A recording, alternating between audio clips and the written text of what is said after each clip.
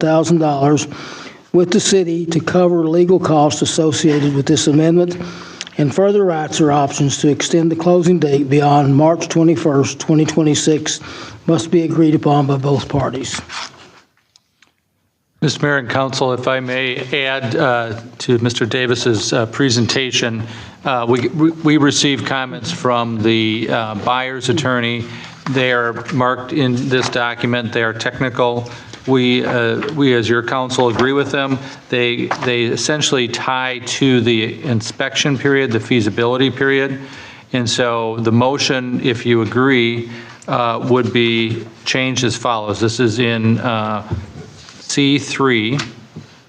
The motion would read, move to approve the extension of the feasibility period rather than closing agreement date to March 31, 2026. The reason for that is the closing date is tied to the feasibility period and occurs after the feasibility period. So the operative language would tie to the feasibility period, and they've asked for March 23 to accomplish all they need to accomplish prior to closing. So that is reflected in the marked up document that was handed to you, and with that change, the motion would be in line with the agreement. So Bill, so on our motion here, we got March 21st, but in this one, it's March 23rd. Correct. So we go with the 23rd? The 23rd is in the agreement that we've negotiated with the buyer. Anybody on the council have any discussion or questions? Yes, Rob, I just got a question. So in the meanwhile, it's quite a ways out right now, right? Can we still entertain possible purchases if, say, this falls through like the Harshenko deal did? No, we cannot. One of the primary purposes of a purchase agreement is to make sure that it excludes all other offers. So they've just had some problems with the 1031 exchange. We knew that from the very beginning that they wanted to do a 1031 exchange of other property to buy this property. And so we're kind of basically cooperating with working through that. I think, as Mr. Davis said, in the Harshenko purchase, the city extended a number of times without cost. Some of these, because of the higher interest rates, some of these apartment deals are also a little more difficult to do than a standard commercial project. Yeah. Okay. Thank you. You're welcome. Jenny, you have any questions? No, my only question was relating to Jack. In the original document, it noted that the city would incur any legal costs, and Jack clarified that that Steve and the Saunders group would incur those costs. So that was cleared up. So that should be okay. Thank you. I remember the 1031 we talked about earlier. So that's been around. It didn't come out of the woodwork. It's just That's correct. That's been there. It was part of the original proposal. Anybody want to make a motion or any other discussion? One quick question, Mayor, if I could. Is there any other interest in that property right now, Jack? No. Okay. That was what I was getting at. Yeah. Thanks. Anybody want to make the motion or? Yes, Rob. So I, Rob Bush, move to approve the extension of the closing agreement date to March 21st, 2026 for the purchase of city parcel 24-32-22-11-0006 as presented in the staff report for agenda item C3. And may I clarify that it's the date is March 23 and it's extension of the feasibility period. So those were the two changes to the motion. I accept that amendment. Thank you. This is Scott. I can second that. Well, we have a motion on the floor. It's been seconded. Any other discussion or questions? Hearing none, we'll take a vote. We'll start with you, Jenny. Jenny, aye. Scott, aye. Rob, aye. And Ron, aye. Motion passes. Go on to item number 4, Verizon small cell tower IUP and text amendment, running aces, pages 32 to 53. Jack? Mr. Mayor, I got this one. Oh, the city received a complete application from Verizon Wireless for an interim use permit and text amendment to allow a small cell installation at 15201 Xeric Street Northeast on September 12th, 2025. The small cell is proposed to be installed on an existing light pole in the northern parking lot near the entrance of the casino and hotel. This new small cell will improve coverage and increase network capacity for the facility, leading to better services during large-scale events. A public hearing for the IUP and text amendment was held before the Planning Commission on October 1st, 2025. There was no public comment, and the Planning Commission unanimously recommended approval of the IUP and text amendment on October 15th, 2025, based on the findings of fact and the subject to the recommendations in the corresponding staff report. The Planning Commission and city staff is requesting that the City Council consider approving the text amendment and IUP. Anybody on the council have any questions or? This is Scott. Did this come before us in a joint meeting? It was a joint meeting, yes. Then I think what came out of the Planning Commission, the last Planning Commission, was an addition that maybe the City Council may or may not be aware of item number 11, where I think, if I'm correct, what was added is that there's going to be a second small antenna, which we may have been aware of, at an unknown location in that parking lot in the future. And I believe that there's language now that they would just be required, rather than come and do a separate IUP on that, that the city staff would be allowed to issue a permit. Is that correct? And that may have been different from what we heard at the joint meeting. So just wanted to point that out for everybody's attention. Any other discussion on it? Jenny, you have anything? Nope, I think we reviewed this as a joint meeting, so I think everything was clarified at that point. Okay, anybody want to make a motion? I certainly can. I, Scott Wendell, move to approve Ordinance 25-03, an ordinance amending Chapter 7A of the City of Columbus Code Ordinances, Section 1, C-7, permitting communication towers and antenna as an interim use in the horse racing district. Rob, I'll second. We got a motion on the floor. It's been seconded. Any other discussion or questions? I have a question. So we just add this to the other one? Or just we have No, we to need vote to on? make two separate motions on this one. Okay, all right. Hearing none, we'll call for a vote. Scott? Scott, aye. Rob, aye. Jenny, I. And Ron, aye. Motion 1 passes. We'll go on to motion 2 under this. Somebody want to, I'll make it. Yeah, go ahead. I, Ron Hanegraaff, move to approve the interim use permit to allow a small wireless cellular transmitter installation at 15201 Zurich Street, Northeast Columbus, Minnesota. Scott, I'll second. We got a motion on the floor. It's been seconded. Any other discussion? Questions? Hearing none, we'll take a vote. Scott, aye. Rob, aye. Jenny, I. Motion passes unanimously. We'll go on to item number 5. Is this yours, Jack, or Aaron's? I'll take this one. The Minnesota Association of Small Cities is a statewide organization dedicated to representing cities with populations under 5,000. The Minnesota Association of Small Cities provides advocacy at state and federal levels, ensuring the unique needs of small cities are represented in legislative discussions. In addition to policy advocacy, the association offers networking, education, and resource sharing opportunities to strengthen small city governance and operations. Membership connects communities like ours to a broader coalition working to address common challenges common to small municipalities across Minnesota. Cap O'Rourke, the executive director, made a presentation at the October 7th, 2025 City Council workshop meeting that outlined the benefits of membership in their group. The cost of membership for the City of Columbus would be a $200 annual base fee and a charge of 50 cents per capita per year. Estimated at a total cost for 2026 to the city would be $2,400 or approximate.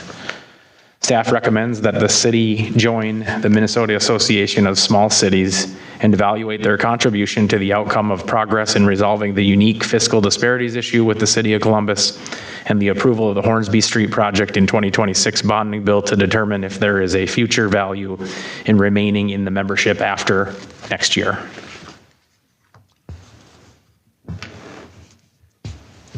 Any discussions on the So question on this, there'd be a lobbyist, if I recall, out of that meeting that's down at the Capitol all the time, kind of speaking on our behalf, correct? Mr. As far O'Rourke as the small is the cities. lobbyist as well. He is, right. Yep, Yep. okay.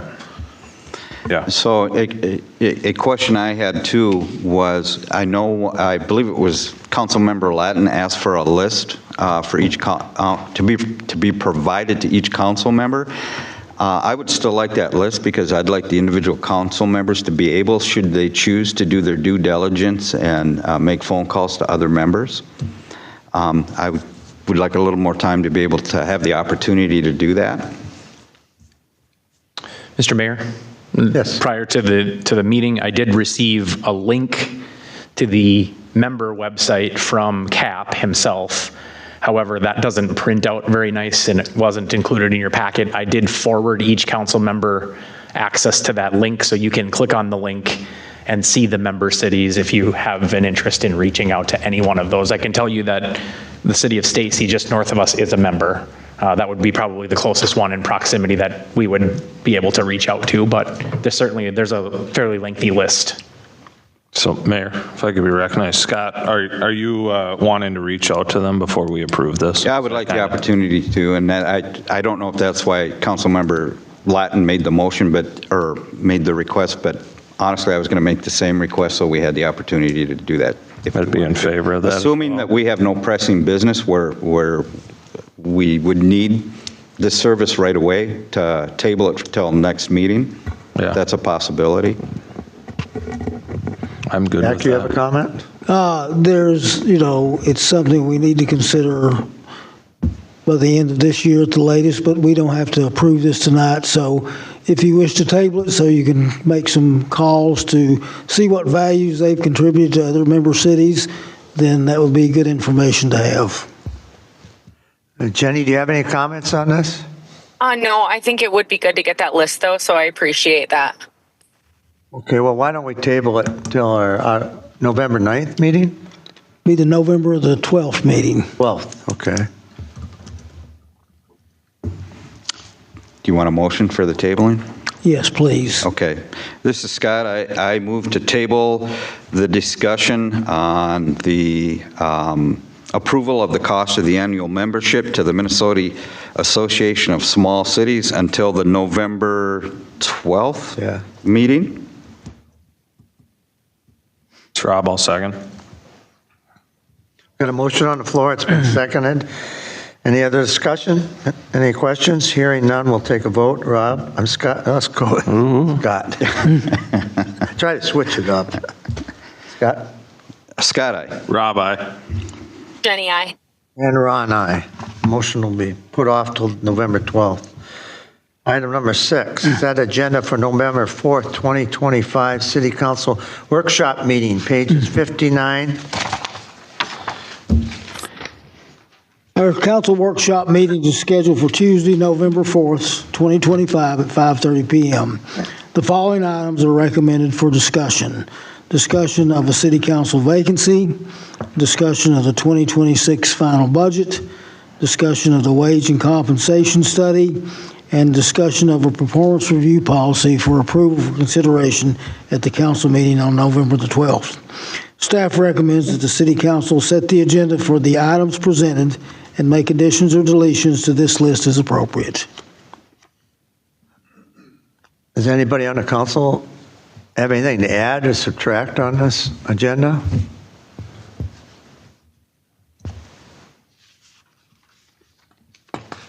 Hearing nothing. I'd just like to say that item number 1, if we pass this the next few weeks, think about how we're going to replace the council person. There's several items, have an election, go through the same process we did earlier about somebody on the commissions or the general public, whatever, those 3 items. So think about it, and we'll come back and talk that on November 4th, that main issue. But other than that, I'll make a motion that we Mayor? move to Mayor? approve. What? Yeah. A question, and through you to Bill. So can we set a meeting on discussion of vacancy prior to approving the approval of that vacancy? Yes. Just want to you have make sure notice- from a procedure standpoint. I think you're fine. You have notice of that Okay. request for resignation, so. Great. That's all I have, Mayor. Thank you. Okay. We're back to the motion. I, Ron Hanegraaff, move to approve the agenda for the November 4th, 2025 City Council Workshop. Rob, second. We have a motion on the floor. It's been seconded. Any other discussion? Any questions? Hearing none, we'll take a vote. Rob? Scott? Scott, aye. Rob, aye. Jenny, I. And Ron, aye. Jenny, you're not here, so you're screwing everything up. Yeah. We'll go on to I do item. what I can. Hold on yourself. Well, we could put your name over there on the table. We'll go to item number 7, the Lions Building Space Lease 2025 to 2030, pages 60 through 73. At the May 6, 2025 City Council Workshop meeting, council discussed the request from the Lions Club for an extension of their lease of space in the Public Works Building for meeting room facilities and storage space. The current lease expires October 31st, 2025, and is for 2 separate spaces totaling 1,053 square feet. In November 2024, with the approval of the Lions, their lease space was reduced by approximately 120 square feet in the cold storage area to create an office for the Anoka County deputies. With the decrease in rental space, the city reduced the leased amount from $1,408 a year to $1,253 for the 5th year of the agreement. City Council requested us to do an analysis of the cost of this to determine what a fair price would be for the lease agreement. City staff performed this analysis of operational costs and provided this to City Council also on May 6, 2025. And with this, the lease cost of the building would be reduced to a rent of $1,200 for the first year of the lease, from November 1st, 2025 to October 31st, 2026, and that this amount increase annually at a rate of 2%. The increase annually prior to this was 3% until the lease expires on October 31st, 2030. At this time, no other changes to the lease have been requested by the Lions Club. The proposed rent for 2026 is $53 less than their current payment of $1,253, and with the accelerator cost in this, their rent would be almost the same as it was going forward back for the last 5 years. And Mr. Mayor and Council, I just confirmed with the city administrator that those were the only changes. Otherwise, it would be subject to legal review. So with that, we're good to go. Oh, good. Any other comments or statements, council members?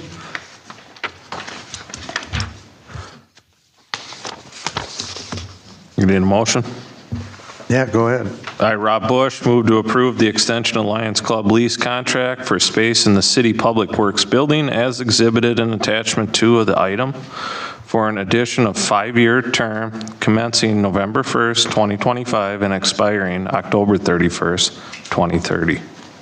Scott, I'll second.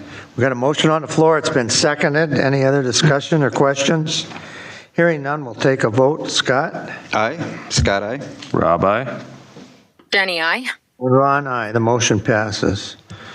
We'll go on to item D, consultant liaison and staff reports. First one on the list is city engineer report. Brian? Good evening, Mayor and council members. Brian Bachmeyer, consulting city engineer. At the last council meeting, I was directed to get soil borings for Notre Dame and Kettle River Boulevard to West Broadway Boulevard, West Broadway Avenue. I did get proposals from 2 boring contractors to do 50 borings along the corridor to identify the typical pavement and soil conditions below the roadway surface. American Engineering Testing did provide the low quote in the amount of $28,160. They also indicated they could start in about 3 weeks, do the work in about 3 to 4 days, and have the report to us 4 weeks from completion of the field work. The borings, we also included 12 to 15 corings of the pavement in both the north and the southbound lanes. And what we're going to do there is evaluate those corings to see if there is a substantial difference between the southbound lane and the northbound lane. And primarily what we're going to be looking at is the density, which would be an indication of the level of compaction that was provided to the pavement. We hope that identifies if there is a difference to help us explain why there's different distresses in the southbound lane versus the northbound lane.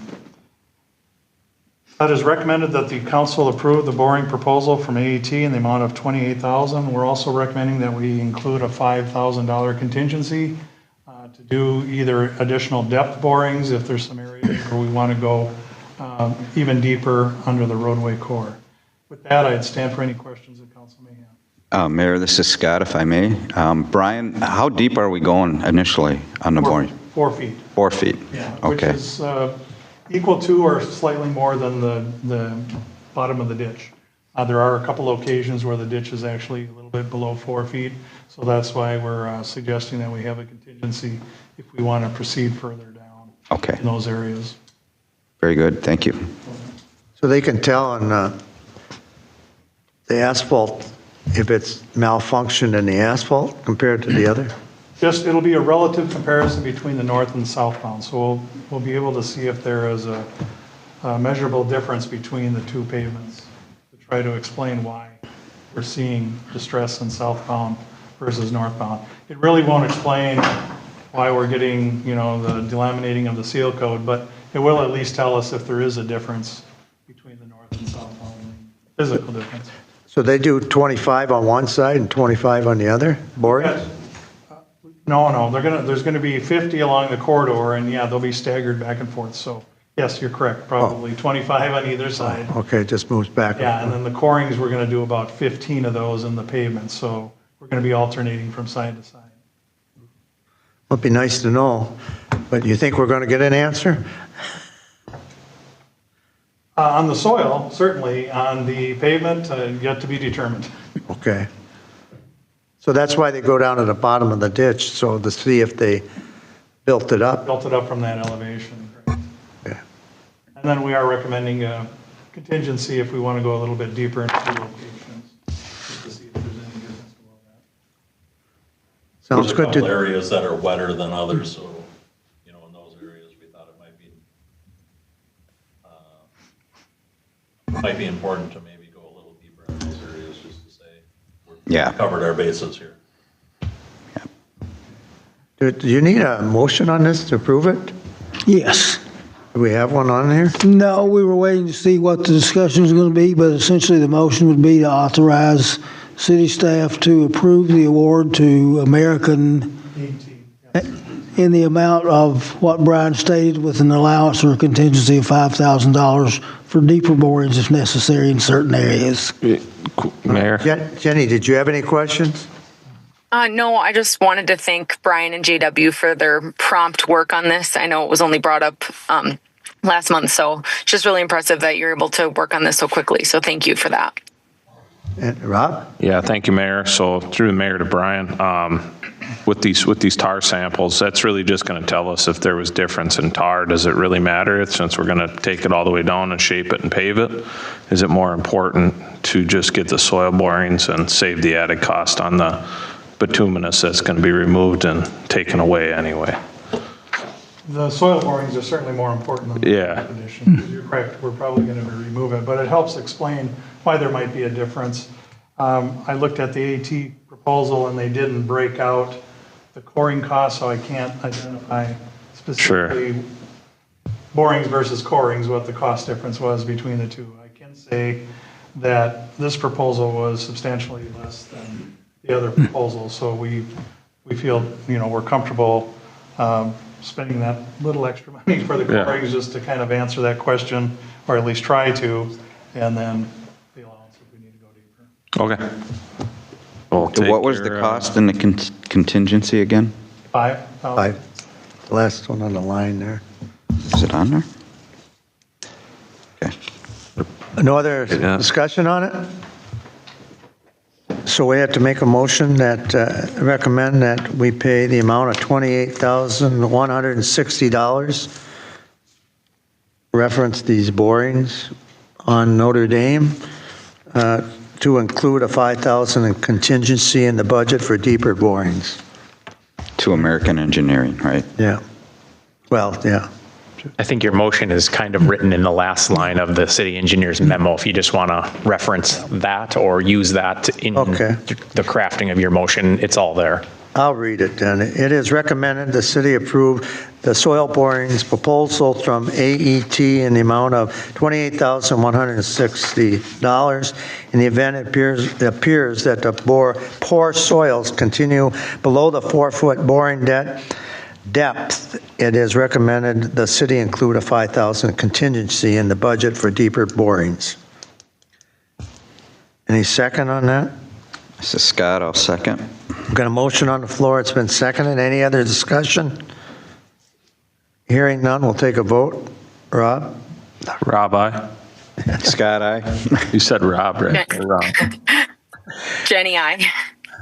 Go Ron, with it. That was Ron, aye, and vote. The motion passes.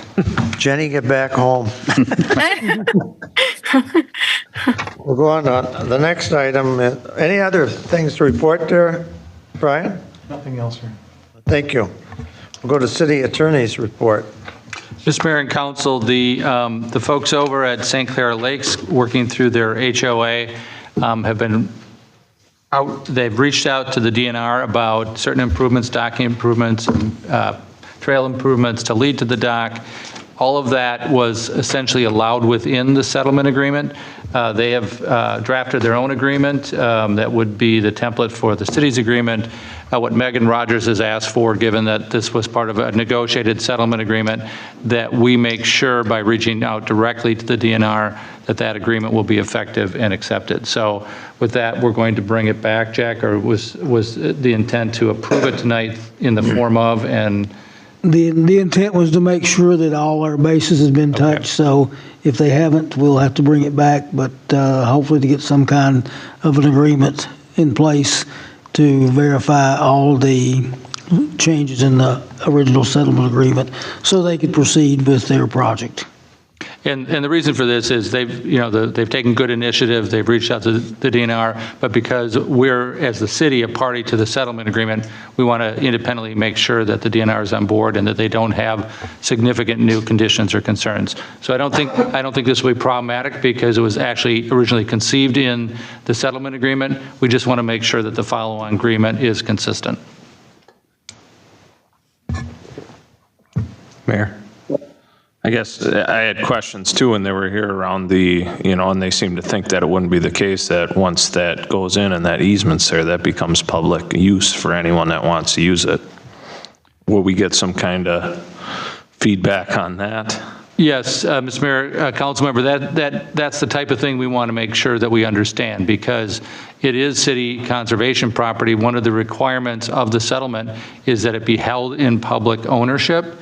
I think there's some interest by the HOA that it be privately owned, but those are the kind of details we want to make sure we understand, whether the public can generally access the dock or only the HOA, whether there's an opportunity for it to be in private ownership. I think your public works director would tell you that he's had some work out there removing trees because it's city property. So all of those are the details we want to work through and not just kind of take the word of the owners, although I'm sure they have good understanding about their discussions with the DNR. We haven't been privy to those. So that's the reason for the additional step. Thank you. Mm-hmm. Yeah, it's an interesting dynamics in this group because it's our property and they want to, if they build the dock, it's their dock then? The understanding would be that it would be an easement to allow the dock to be built. It's my view, and it's been my view since the settlement, that would create public access to the waters. And so, that's why I want to make sure that the DNR is on the same page as we're on the same page as the HOA, because we don't want them putting up, trespassing signs, for instance. And, the other issue too is that although it may be public access, it's private property to get to that. So that's another issue that has to be clearly spelled out and resolved. That's right. Jack, I'm glad to hear that second part because, council member, I think you were alluding to that too, is I think the big discussion was the private road and the public access to public property being limited. So thank you, Jack. I think that needs to be part of the understanding. And I asked that question because I'm currently dealing with something with Jack and Bill and several others about a road that at one point was owned by 2 residents that now a DNR has an easement through one side of that road that in fact that easement goes right through private property that owner never knew about, and it's really forcing me to look into what these things look like and how we do these in the city, because the way that operation went I don't agree with, and the way this thing looks it would have to be public use as well, not just select residents. And they are somewhat similar. There are a few distinctions and differences, but it's something that's the important point that really needs to be clarified in this, also along with who's responsible for the upkeep of a facility once it's put in. Thank you. And I was involved in that settlement, and my understanding at the time of the settlement that the DNR's position was that any dock would be public, that it's not a private facility. That's kind of what I remembered, yep. Because I brought up concerns about what if someone's duck hunting or fishing out there, what does that look like, right? So, Yep. Yeah, who has the, say so. yeah, Yeah. right. If a guy puts up a blind on top of that dock, whose is it? Well, Yeah. well. Two TBD. details, but we wanted to give you an update since it Thank was you. a moving matter. Well, thank you. You're welcome. You have any questions, Jenny? No, I think everything was pretty clarified there. Thank you. All right. Is that all we have, Bill? Yes, it is. Thank you, Mr. Mayor. We'll go to the city council mayor's report. Do you have anything, Rob? The only thing I got, attended the pancake breakfast on Sunday. It's a lighter turnout, right? I saw you were pretty busy. You had folks in with you most of the time, so I didn't bother. But yeah, food was good, and there's a lot more events to come. We get a few people that come in, but most of them just want to, they don't have big issues. They just want to meet. Yeah. Yep. So that's all I have. Did you sit in here, Mr. Mayor? Right, right. And I was alone that day, but like I said, it's always up if anybody wants to sit in there with me or one other council members, so we don't have to have the meeting deal, 3 of us in there or whatever. So it works out a little. You hear some, not complaints, but it's you can hear some issues, but they're not big and important. Scott, you have anything? Real quickly, Mr. Mayor, thank you. Tomorrow is the Forest Lake Cable Commission meeting. On the agenda will be some talk about franchising. I want to mention that former council member Hagelin was available to me to provide her insight on some of that and publicly thank her for sharing her knowledge and insight and be willing to do that. And it'll be very useful in the meeting tomorrow. You have anything else? That's it. Mayor, I had one more thing, if I could, on my report.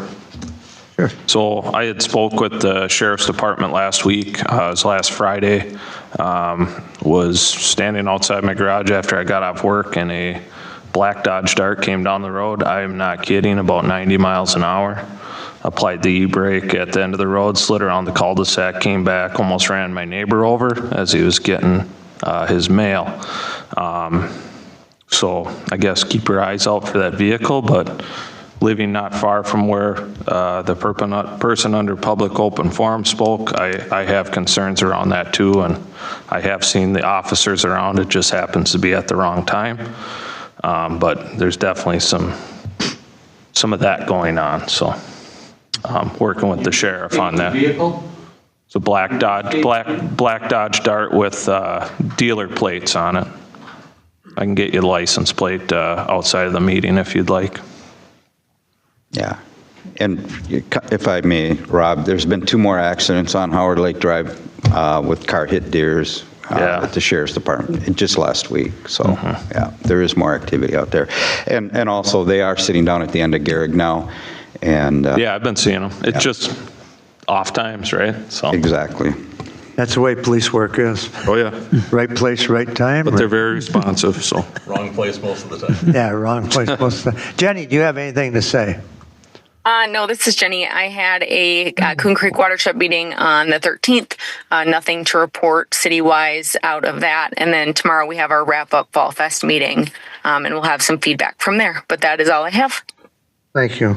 And I have nothing to report as far as meetings other than I sat in, I heard a unique one, and I should just point this out since we're talking about law enforcement. Somebody did come in and talk on Sunday to me, and I just like to thank the public for being aware of stuff like this. I'm not going to recite names, and I'm not even going to tell you the location, but this party is a resident of Columbus, and one day he seen a vehicle stop, and a woman got out of the car and walked through a woods across the street, and he thought it was odd. So he made some phone calls and stuff like that, and the deputy came out, and the lady was in the woods, tried to take her life. Huh.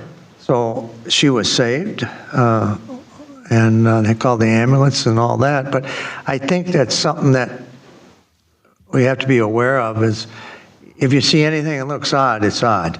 I mean, that was a strange thing, but it turned out to be a happy ending. But that's why I think when we're out there and watching, like Neighborhood Watch, just like you've seen the cars, or you see them up and down the road, it was a happy ending to it, but it was sad to think about that somebody, if he wouldn't have called, that car would have sat there and eventually she'd accomplish what she was trying to do that day. But it turned out good.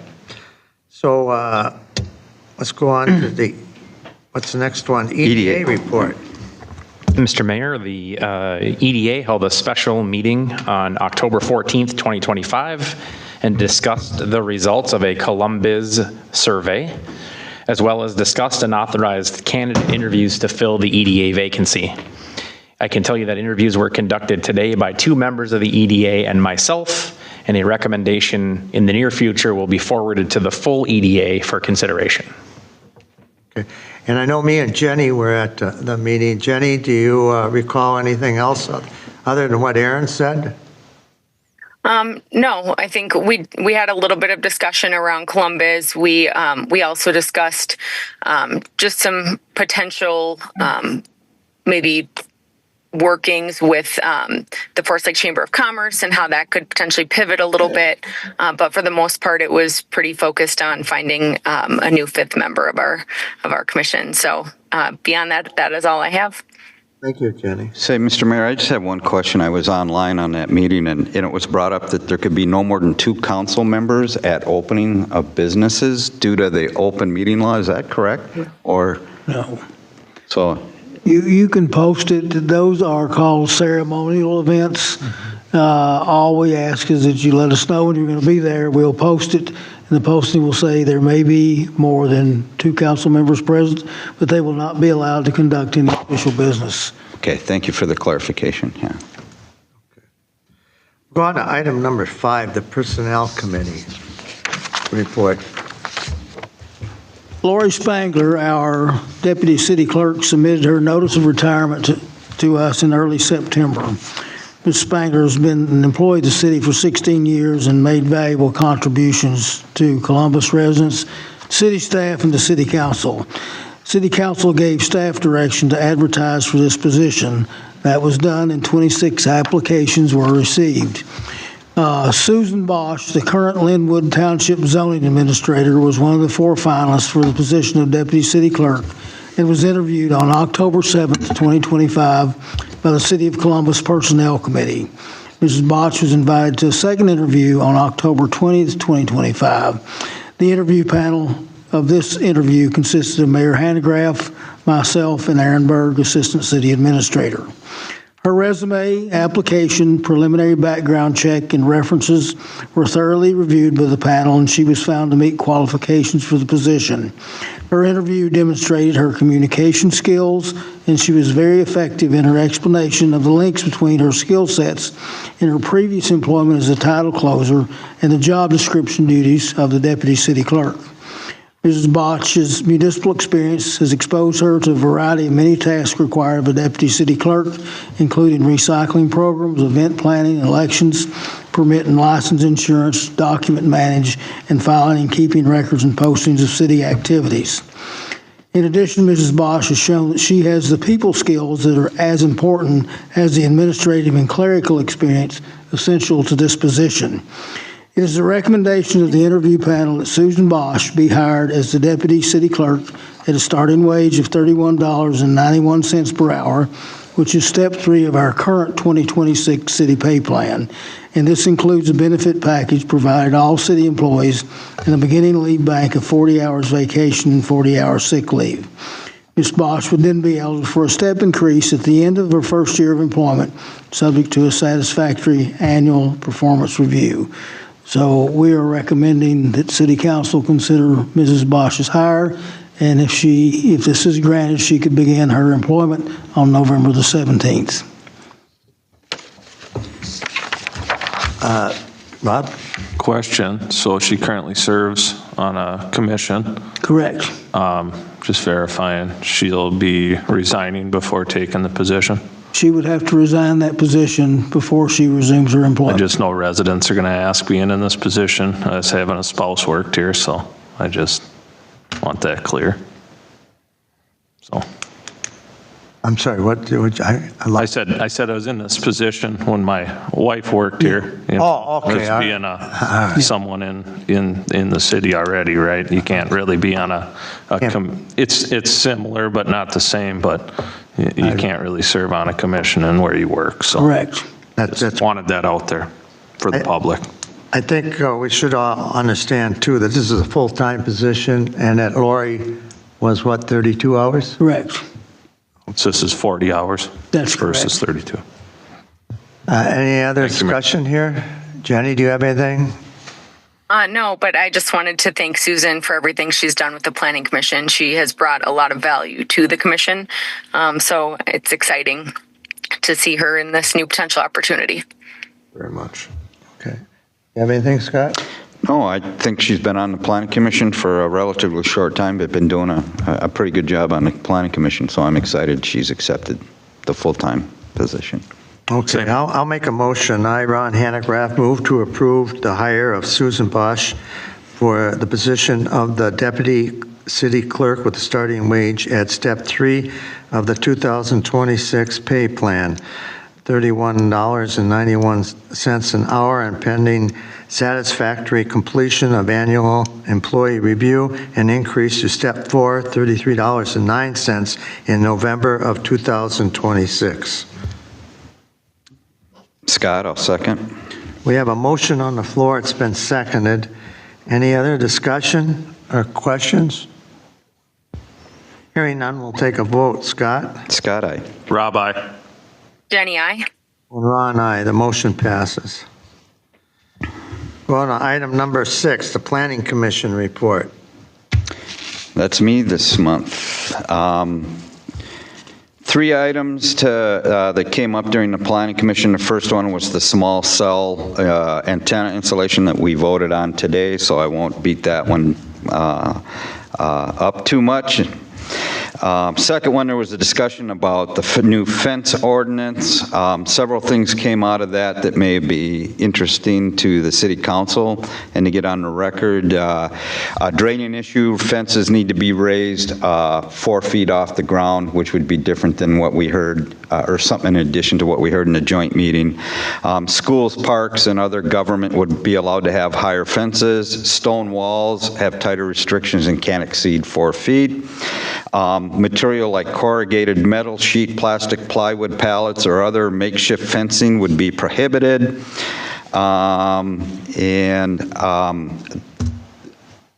There would be no potential to submit a survey with setbacks in order to get a permit. Chain link fences were discussed as being approved fences. And then there was a discussion over whether a 2-foot setback from the adjoining property line would be mandatory. The discussion was that they were not in favor of that would be encouraged but optional on the setback. They did make a motion for a public hearing that passed, so in their next meeting, there'll be a public hearing on the fences. And that's really all I have for the Planning Commission. Well, thank you. Scott, we'll go to item number 7, Public Works Report. Thank you, Mr. Jim. Mayor and Council. Jim Winningstead, Public Works Director. I kind of want to touch a little bit on, kind of want to touch a little bit on the public open forum. We talked a bit about Sheriff's Department tonight. And one of the things that I just want to get out there, if anybody's listening, the fastest way to get the response from the Sheriff's Department is for these residents to call the Sheriff's Department. You know, we get a lot of calls here. I do personally, and I would assume city staff does as well, and clearly you guys do, for help from the Sheriff's Department. But we get a lot better response from the Sheriff's Department when the residents call and it's not us calling. And they seem to be more receptive to that. That's one of the things, if they call and ask me questions, and I will always call the Sheriff's Department and help them out. But I always tell them, make sure that if somebody's speeding down your road, call the Sheriff's Department, because Public Works is not going to be able to help you. I can call the Sheriff's Department, but now you've wasted that time when they could be out there trying to help you in calling me, and I really can't. So I just want to throw that out there that I think as much as we want to help people, we do need to pass that along, that, you know, the Sheriff's Department does work for them as well, and they should follow that avenue if they haven't already. The other thing is we talked about trying to clear the right-of-way on Howard Lake on that corner. If you go to the north side of the intersection, there's more right-of-way than there is on the south side. So they've cleared to the edge of the right-of-way already, not saying that they couldn't do a little bit more, but there's 110 feet, my rough measurements here, on the north side of the intersection. If you go to the south side, it's something considerably less than that. It's only 80, call it 80 some feet. So, you know, it's 20 plus feet less. So that's why it looks like they haven't cleared that. It's just because there's less public right of way there. And then the third thing that I got is resident asked about the lighting. Would you like me to call Connexus and see if we can do something with that, or do we want to talk about that more? Or what do we want to do there? I think it's good to call them, but can they shroud that? Potentially. I was thinking shroud. Yeah. Yeah. The light's coming from, not across the street. No, it'd be the back side. Yeah, the back side of it. And Yeah. I mean, we don't need the light back there. We need it in the front. No, I mean, I think we can do some shrouding on there, and just trying to keep the light in the road area, but I just want to make sure that you guys are on board with that before I follow through on that. Yeah, and I think we actually discussed that when we talked about the lighting and you know, potential complaints from the neighbors about that. And so, yeah, 100%. Okay, all right, I will get a hold of Connexus and have them work on that, and I think that's all I got. Well, I got something for you. All right. The glasses came off, so. Being an old police officer and that, I look at the tennis court up there and they got the rolled up cyclone fence, and I wonder if it'll be there all winter. I just see somebody grabbing that and hauling it down the road. I don't know why. Is that our liability or is it the contractors? I'm not sure, because I haven't been in contact. So this has kind of been a group project with Jack and I. So he's taking care of some stuff, I'm taking care of some stuff, and we haven't really got together. I don't know if they're going to if they're going to put that fence back up or if they're leaving it down until it gets painted in the spring. My concern is not that somebody's going to take the fence, because if they're man enough to grab that thing and carry it out to the road, good for them. I'm more worried about somebody driving cars on the on the new pavement. That's my worry. So, You know, maybe that's a good question. Maybe we should put up that chain and block that parking lot. We got the guy that comes in to clean the septics, the satellites up there. Right, but that will go away. relatively soon. But we already talked about fencing again, or chaining up the driveway already today, so. I just look at it and I don't, well, they could have piled it up a little better. It's just kind of laying all over the place. And you know, we used to think about that all the time. How did they ever think of stealing that? But they can think. Oh, absolutely. If there's a will, there's a way. Yeah, when there's a way, and I just look at it and think, well, we might, if we miss some, who's liable for it? I mean. Well, between Jack and I, we will contact the contractor and see what the plan is for the fencing, and maybe we can secure it, or maybe it's their intention to put it back up this fall yet. I don't know that. That'd be a good idea, though, like you said. We will reach out to the project manager, inform him of the concerns, and say they need to secure the fence and tidy up some of their work area. And I'm sure that's probably their responsibility, so we will follow up on that. Well, thank you. It's less expensive if we have to buy another one or whatever.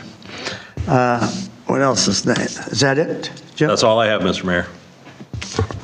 And, Number 8. City Administrator's Report. Thank you, Ron. On Thursday evening, October 16th, Councilmember Janet Hegland submitted her resignation from the City Council to myself and the mayor in an email. This information was forwarded to City Council the following day. As a result of this, she requested that her resignation be submitted for acceptance to City Council at tonight's meeting. So I would recommend that a motion be made to approve Resolution 2515 in your packet, acceptance of the resignation of Councilmember Janet Hegland. Before we start on this, can I make a few comments about Yes.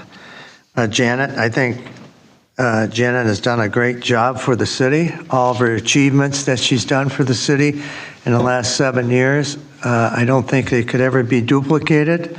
And I'm just going to name off a few. In 2018, when she came on, she took on an issue with Anoka County regarding the senior center, and it was changed over to the community center, but at that time we were paying some money to the county, referenced that. She looked at the contract and turned it around and saved the city a lot of money. And I can't tell you the amount or whatever, but I just remember it. It was a large sum. And I also like to say that in 2023, she started the Fall Festival up again after we had the COVID period going on. She also was probably the smartest person around on physical disparities. I mean, she read it, studied it, and explained it to a lot of legislatures down at the Capitol. And also, she was very pointed on achieving a goal of getting everybody on online with fiber optics with Minco. And I think right now, if I'm right, Jack, by the end, or maybe it was Cheryl was saying by the end of December, we'll have everybody on the city able to get it. Am I correct? There will be a few pockets that will not be served, but they will be served by other grants from Midco. So essentially at that time, everybody will have access to broadband service or is on schedule to be completed by very early spring. And I know I'm leaving out a lot of what she's accomplished, but she also was on the Sunrise Watershed District in the Rice Creek. And we've always had issues with Rice Creek, and she's been right in there battling for the city. So this is just a touch of what she's done. So I'll make the motion. I, Ron Hanegraaff, move to approve Resolution 25-15, acceptance of the resignation of Council Member Janet Hegland. It's Rob, second. We have a motion on the floor. Any other discussion? Any questions? Mr. Mayor, if I might, I just want to say I agree with you, and thank you for sharing everything on Councilmember Hagelin. Even though sometimes we didn't always agree on the way to get things done, she always was open to sharing her knowledge. She did a lot of work to get herself educated on things that mattered to the city, and I want to publicly again say I appreciate her willingness to share that with us. And she'll be missed for sure. Any other discussion?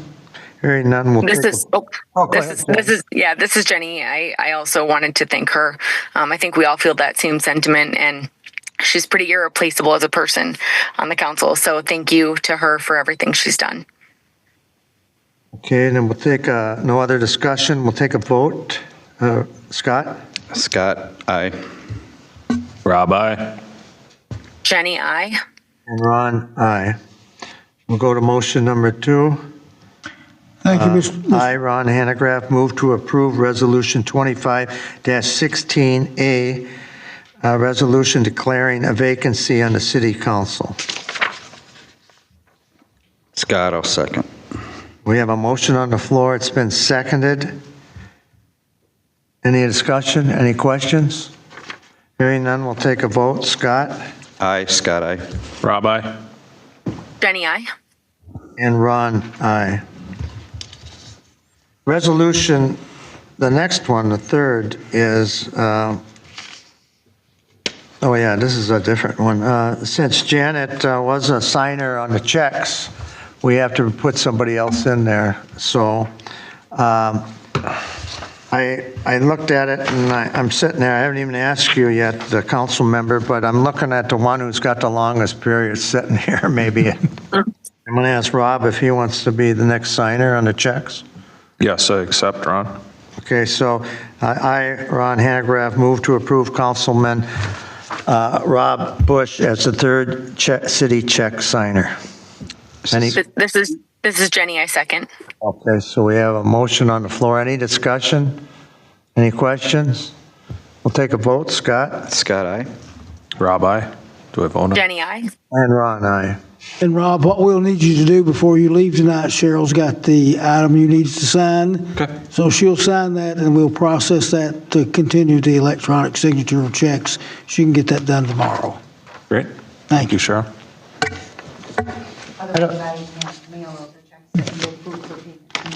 Okay. So, Sign it. hang around.